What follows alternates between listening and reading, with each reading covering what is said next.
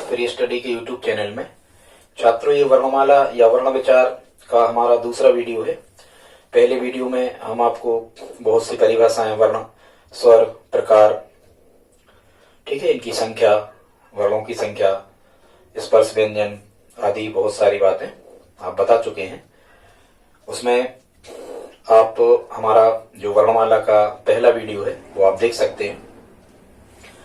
लेकिन आज जो हम बताने वाले हैं ये वर्णमाला का दूसरा वीडियो है।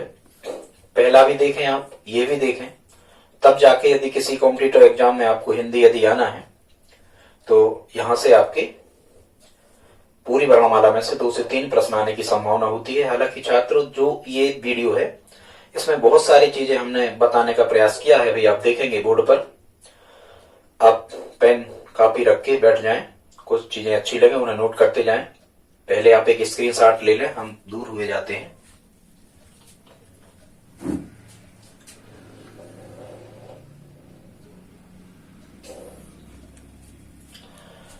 छात्रों, उस वीडियो में हमने आपको स्वर और व्यंजनों के बारे में बताया था, पर कुछ व्यंजन जो थे उनके प्रकार रह गए थे। आज हम उनको देख लेते हैं। यहां छात्रों ये लिखा है संयुक्त व्यंजन, और जो संयुक्त व्यंजन या इनको नए व्यंजन या नए वर्ण भी कहते हैं, जो हमने पहले आपको बताया था तो ये कहा था कि 33 जो मूल वर्ण होते हैं। हालांकि संस्कृत में जो वर्णों की संख्या है वो 44 थी, बाद में ये 44 से बढ़ के 52 हुए, और इनमें भी अलग अलग हिंदी साहित्य के जो विद्वान हुए उनका एक मत नहीं है। वर्णों की संख्या में उनका अलग अलग मत है। अभी हम आगे आपको बताएंगे, बोर्ड पर ये सब चीजें आपको मिलेंगी। देखते हैं संयुक्त व्यंजन या जो नए वर्ण है। हालांकि देखो, इसके पहले हमने आपको स्पर्शी व्यंजन 25, अंतस्थ व्यंजन 4, ऊष्मीय संघर्षी व्यंजन 4, ये आपको हम बता चुके हैं पहले वीडियो में। अब आगे बढ़ते हैं। संयुक्त व्यंजन लिखा है छात्रों। संयुक्त व्यंजन को हम नए वर्ण भी कहते हैं। इनकी संख्या भी 4 होती है। यहीं से देखो 1, 2, 3, 4, सब में 4 है। अंतस्थ भी 4 है, संघर्षी या ऊष्मीय भी 4 है, और संयुक्त भी 4 हैं। ये जो 4 होते हैं ये बाद में जोड़े गए हिंदी वर्णमाला में, इसलिए इनको नए वर्ण कहते हैं। छात्रा, ज्ञा, स्रा। जब भी आप इनको याद करें तो एक ही लाइन में कर लें, छात्रा, ज्ञा, स्रा। 3-4 बार कहें, आपको याद हो जाने वाले हैं। अब प्रश्न यहां से एक तो ये आता है कि निम्न में कौन संयुक्त व्यंजन है, या कौन संयुक्त वर्ण है, या कौन नए वर्ण है। और दूसरा प्रश्न यहां से क्या आता है छात्रों कि ये जो छा है, ये छा जो है ये किन 2 वर्णों का मेल है। तो यहां से हमें कहना है कि का और सा, मतलब ये हलंत कहती है आधा, आधा का और सा से मिलके बनता है छा। त्रा जो है ये आधा ता और रा से मिलके बनता है त्रा। ज्ञा जो है ये जा और इया से मिलके बनता है ज्ञा। और स्रा जो है ये आधा सा शक्कर का और रा। ठीक है, इससे वैसे श्राप, श्राप शक्कर से ही बनती है, तो यहाँ सा ऐसे याद रख सकते हो, आधा सा और रा से बनता है श्राप। इनके उदाहरण है। कभी कभी छात्रों एक प्रश्न ऐसा भी आता है यहाँ से कि कौन से शब्द में या कौन सी वर्तनी में संयुक्त व्यंजनों का उपयोग किया गया है। तो ऐसे कुछ हमें छात्रा या छा या ज्ञा या स्रा, ऐसे कुछ हमें ये देखना होते हैं, आप समझ सकते हो। इसके बाद छात्रों अनुनासिकता। अनुनासिकता के बारे में हमने बताया था कि जब हवा जो है वो नाक और मुंह दोनों से निकले, यदि बोलने में नाक और मुंह दोनों का उपयोग किया जाए तो अनुनासिकता कहलाती है। इसका जो संकेताक्षर है अम, चंद्र बिंदु रखते हैं। ठीक है, और ये ड़ा या ड़ा, ना, मा, ये हमने बताया था स्पर्शी व्यंजन में। जो स्पर्शी व्यंजन में जो पंचम वर्ण होते हैं, पंचमाक्षर जो होते हैं, जिनको हम अशुभ वर्ण भी कहते हैं या पंचमाक्षर, वो पूरे के पूरे अनुनासिक होते हैं। आजकल छात्रों ये अर्ध चंद्र बिंदु भी चलने लगा है। ये बिंदु नहीं होता यहाँ, केवल ऐसी ये मात्रा होती है। और अधिकांशतः ये इसका उपयोग कहाँ होता है, जो इंग्लिश से आए हुए शब्द हैं और हम हिंदी में ज्यों का त्यों उनका उपयोग कर रहे हैं, जैसे डाल या वाल, जो यहाँ लिखे हैं आप देख सकते हो। यहाँ हमने अनुनासिकता के उदाहरण लिखे हैं छात्रों। कभी कभी आपको प्रश्न कैसा आता है कि निम्न में कौन अनुस्वार है और कौन अनुनासिक है, इस प्रकार से। ठीक है, तो ये यदि चंद्र बिंदु लगी है, दांत, आंगन, ठीक है, आंख, तो हम कह सकते हैं अनुनासिकता के उदाहरण। अब छात्रों हम समझते हैं द्वैत व्यंजन, या उनको कहते हैं युग्मक व्यंजन। इनकी परिभाषा आप समझ लें कि द्वैत व्यंजन या युग्मक व्यंजन किन्हें कहते हैं? छात्रों, ऐसे व्यंजनों को हम द्वित व्यंजन या युग्मक व्यंजन कहते हैं जिनमें बाद में वही व्यंजन पूरा होता है और उसके पहले आधा होता है। ध्यान देना, बाद में वही व्यंजन पूरा और उसके पहले वही आधा। देखो जैसे दिल्ली, ला पूरा और ला आधा। पन्ना, ना पूरा ना आधा। दिक्कत, का पूरा का आधा। सज्जन, जा पूरा जा आधा। पत्ता, ता पूरा ता आधा। अब यहां से प्रश्न कैसे आते, इसको आप समझ लो। द्वित व्यंजन में से कैसे प्रश्न आते ही हैं। बहुत इंपॉर्टेंट चीज है, वर्णमाला में देखे हमने पेपरों में। कहेंगे निम्न में से किस शब्द में द्वित या किस वर्तनी में द्वित व्यंजन का उपयोग किया गया? तो ऐसे यदि आपको शब्द मिले तो वो निशान लगा देना कि इनमें द्वित व्यंजन है। फिर क्या कहेंगे, वो कोई भी शब्द लिख देंगे, कहेंगे कि सज्जन जो शब्द है इसमें द्वित व्यंजन क्या है? तो छात्रों, सज्जन शब्द में द्वित व्यंजन क्या है? जा। दिक्कत में द्वित व्यंजन का, पन्ना में ना, दिल्ली में ला, पत्ता में ता। इस टाइप से आप कह सकते हो। फिर छात्रों, कभी कभी आपसे पूछा जाता है, यह हमने लिखा है कोमलकांत शब्दावली या मृदु पदावली या मधुर वर्ण, एक ही कहलाते हैं। खासकर श्रृंगार रस में जिन वर्णों का उपयोग होता है, श्रृंगार रस, संयोग वियोग श्रृंगार, आप समझ रहे होंगे, खासकर संयोग श्रृंगार में, वियोग में नहीं, जिन वर्णों का उपयोग होता है उन्हें मधुर वर्ण कहते हैं। और ये है 4 कागज थे। ठीक है, तो का, ग, जा और दा कभी ऐसे आ जाए तो ये कोमलकांत या मृदु पदावली या फिर मधुर वर्ण कहलाते हैं। खासकर प्रेम प्रसंग आदि या किसी के रूप सौंदर्य आदि का वर्णन करने के लिए अधिकांशतः इन शब्दों का उपयोग किया जाता है। इसके बाद छात्रों यहां लिखे हैं कठोर वर्ण। जो ये कठोर वर्ण होते हैं मुख्यतः वीर रस या भयानक रस, बीभत्स जिसको हम कहते हैं, जो गुस्सा या घृणा, ऐसे या रौद्र रस, क्रोध, ऐसे रसों का वर्णन करने के लिए या ऐसे रसों से संबंधित पदों की रचना करने के लिए इन कठोर वर्णों का उपयोग किया जाता है। जैसे है टा ठा डा डा टा, टा ठा डा, टा ठा डा ढा ड़ा, ऐसे टा ठा डा ढा ड़ा। अब सही पढ़े, ये कठोर वर्ण कहलाते हैं। ठीक है, लड़ाई, ठीक है, इस टाइप से लड़ा आ जाएगा, लड़ाई। ठीक है, भीड़ भाड़, ऐसे शब्द आप समझ रहे। खटपट, ठीक है, चोट, कठोर वर्ण। फिर यहां लिखा है अनुतान। छात्रों, अनुतान क्या कहलाता है? स्वर लहरियां, जो हम बोलते हैं, बोलने का जो हमारा लहजा होता है, तरीका, वो स्वर लहरियां कहलाती हैं। स्वर लहरियों में उतार चढ़ाव को हम क्या कहते हैं छात्रों? अनुतान कहते हैं। स्वर लहरियों में उतार चढ़ाव को अनुतान कहते हैं। कैसे? जैसे हमने एक उदाहरण लिखा, जैसे हमने कहा अच्छा, तो ये सामान्य स्थिति हो गई।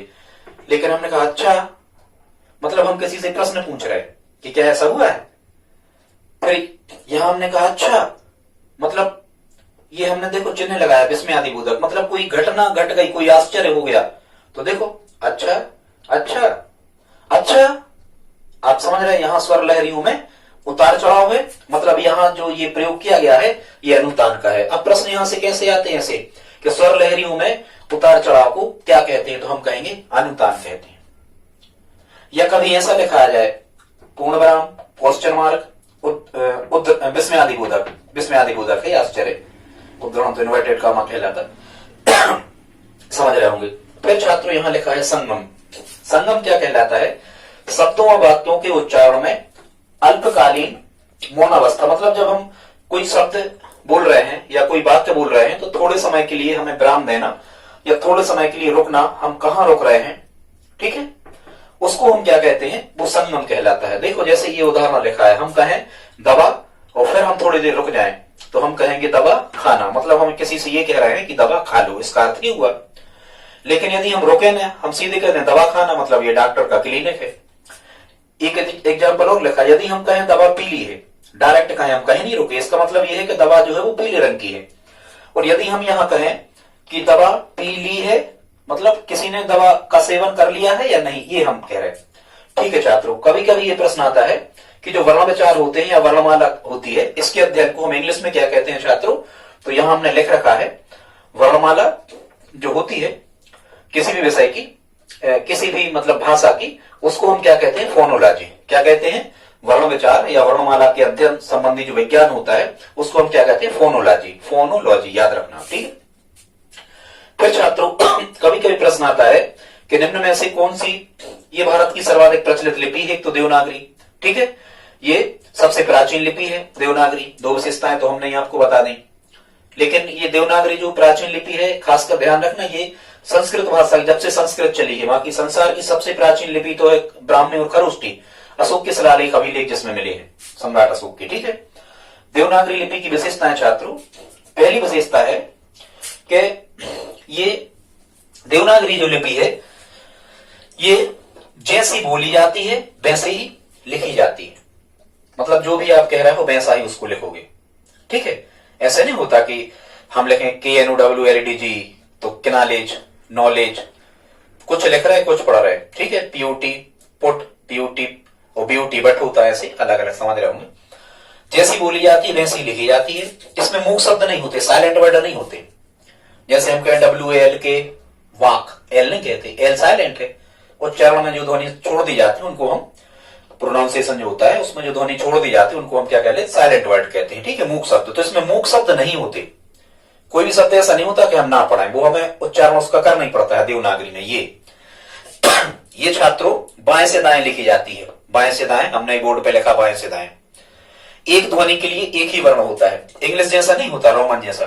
इसमें एक ध्वनि के लिए एक ही वर्ण, का कहना है तो वो का ही वर्ण होगा। यहाँ CA से भी का बन जाता, के से भी का बन जाता, CE से भी सा बनता रोमन में, और SA से भी सा बनता, ऐसा उसमें अंतर है। इसमें मात्राओं का प्रयोग किया जाता है, ठीक है, रोमन में नहीं किया जाता। वर्णों का अधिक वर्गीकरण किया गया है, ठीक है, कम से कम 5 प्रकार के वर्ण इसमें बताए गए हैं, हमने बताया आपको आगे।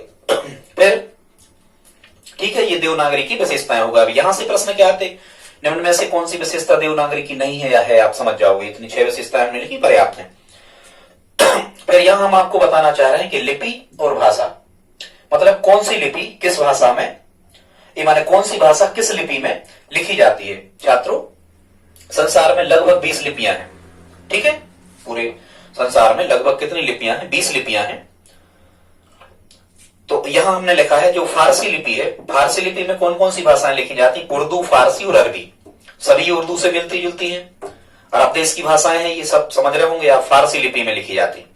फिर देवनागरी में भारत की लगभग 10 से अधिक भाषाएं लिखी जाती हैं देवनागरी में। खासकर कौन सी लिखी जाती, गुजराती, संस्कृत, मराठी, नेपाली, कश्मीरी। और ये संविधान संशोधन हुआ था, पहले 14 भाषाएं थी, फिर 4 जोड़ी गई, 18, फिर 4 जोड़ी गई, बोर्ड मास आखिरी में जोड़ी गई, बोडो, डोंगरी, मैथिली और संथाली। मूल संविधान में 22 भाषाएं, अब नहीं, मूल संविधान में 14 थी, अब 22 गलत कह गए।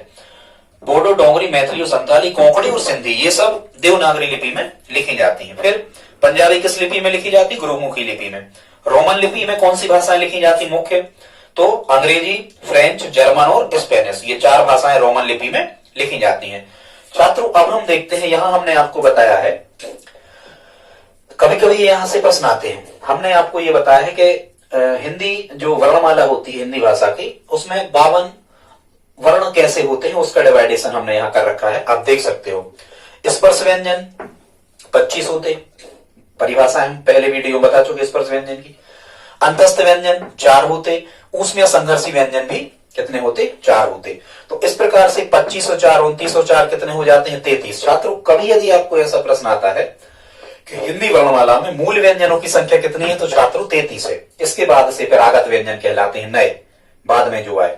तो कभी मूल व्यंजनों की संख्या पूछी जाए तो आपको कितनी कहना है, 33 कहना है, ठीक है। इसके बाद में 4 होते हैं संयुक्त व्यंजन, ये हम बताए, छात्रा, ज्ञासरा, ये 4 संयुक्त हैं। इसके बाद में उत्क्षिप्त या द्विगुण व्यंजन कहलाते हैं। ऐसे व्यंजनों को उत्क्षिप्त या द्विगुण व्यंजन कहते हैं, जिनके खासकर जैसे मुंह के आधार पर यदि हम कहें तो जिनके उच्चारण में जो जीभ है वो ऊपर, उसका जीभ का बाहरी सिरा ऊपर लग के और फटाक से नीचे गिरता है, अड़ा अड़ा, इस टाइप से। और खासकर इनका उपयोग 2 जगह होता है। जैसे हम पढ़ाई लिखते हैं तो हम पढ़ाई लिखते हैं, लेकिन उसके नीचे बिंदु नहीं रखते, तो ड़ा उड़ा ये वही है, पर इनको अलग हिंदी वर्णमाला में जोड़ा गया है। ये टा वर्ग के अंतर्गत आते हैं, टा ठा डा ठा डा, वहां भी हम कह रहे थे, यहां भी कह रहे हैं, समझ रहे होंगे। तो आप देख सकते हो 13 स्वर होते, 13 स्वर बता चुके थे हम, ठीक है, 11 और 2, 13 अयोगवाह और विसर्ग 2 बे और 11। तो अब अब यहाँ देखो आप 3304 37 और 2 39 और 13 52, ये 52 का वर्गीकरण ऐसे होता है। इस प्रकार से छात्रों 52 वर्ण हिंदी वर्णमाला में बनते हैं। अब यहाँ हमने दर्शा रखा है वर्ण संख्या में विवाद है। जो कुछ साहित्यकार हैं फोनोलॉजी का जिनने अध्ययन किया बहुत ज्यादा, वर्ण विचार का जो जिनने बहुत ज्यादा अध्ययन किया, उनके अनुसार इसको याद कर लेना। किशोरीदास वाजपेयी के अनुसार 43 वर्ण है, कामता प्रसाद गुरु के अनुसार 46, उदय नारायण तिवारी के अनुसार 51 और धीरन वर्मा के अनुसार 53। ठीक है छात्रों, यहां हमने लिख रखा है भाषा और वर्णों की संख्या कि किस भाषा में कितने वर्ण होते हैं, ये हमने यहां लिखा है, आप देख सकते हो। हिंदी का आपको पता है 52 ही होते हैं, संस्कृत में 44 होते हैं, पहले हिंदी में भी 44 होते थे, 44 पे रुकी थी, बाद में विद्वानों ने बढ़ा दिए। हिंदी में 52 वर्ण, संस्कृत में 44 वर्ण, उर्दू में 34 वर्ण, फारसी में 31 वर्ण, इटालिया में 20 वर्ण और चीनी में 204 वर्ण होते हैं, चीनी भाषा में, चाइनीज में। अब सुनो, इतना सब हमें याद नहीं करना, हमें काय के याद करना। हिंदी के 52 पता ही है आपको, जब से चर्चा हो रही। सबसे कम वर्ण किस भाषा में? इटालिया में 20। सबसे ज्यादा वर्ण किस भाषा में? तो चाइनीज में, चीनी मंदारिन जो होती है। हालांकि चीनी मंदारिन संसार में सबसे ज्यादा बोली जाने वाली भाषा है, चीनी मंदारिन। ठीक है, एक आध दिन भाषा बोलने का ये सब हम आपको बताएंगे अलग वीडियो में। कुछ राज्य में कौन सी भाषा बोली जाती है, संसार सब बताएंगे। संसार में भाषा का घटता क्रम, बोलने वालों की संख्या के आधार पर बताएंगे सब। ठीक है, भाषा परिवार वगैरह बहुत शेष रह गया है। संवैधानिक व्यवस्था भाषा में क्या है, किस संविधान में देवनागरी भाषा लिखा गया है, बहुत सारी बातें। पूरा संस्कृत से लेके खड़ी बोली तक, मतलब भाषा का जो वर्तमान में जो रूप चल रहा है, जो जिसको हम साहित्यिक भाषा कहते हैं, जो पुस्तकों में लिखी होती है, ये खड़ी बोली है वर्तमान में। जो अधिक पढ़े लिखे जो लोग होते हैं, जो साहित्यिक भाषा बोलते हैं, हम भी अभी वही बोल रहे हैं लगभग, ये खड़ी बोली कहलाती है। वर्तमान रूप भाषा का क्या है? खड़ी बोली। बताएंगे हम आगे इसका क्रम के कैसे संस्कृत से लगा के पाली प्राकृत भ्रंश अवघट और कैसे यहां तक आ गई बताएंगे। किस पर ये भी याद करना पड़ता है कि कौन से राजवंश की भाषा क्या थी, दिल्ली सल्तनत की भाषा क्या थी, मुगलों की भाषा क्या थी, मौर्य की राजभाषा क्या थी, गुप्तों की राजभाषा क्या थी, बहुत सारी बातें बताएंगे अगले किसी वीडियो में, टाइम मिलेगा तो बना देंगे। ठीक है छात्रों, तो ये हमने आपको बता दिया। छात्रों, यदि आपको ये वीडियो अच्छा लगा हो तो लाइक करें, शेयर करें, सब्सक्राइब करें। छात्रों, कमेंट जरूर करें, इससे उत्साहवर्धन होता है, हमें खुशी होती है कि छात्र हमें देख रहे हैं, हमें देख पा रहे हैं। छात्रों को हमारी जरूरत है। ठीक है छात्रों, धन्यवाद।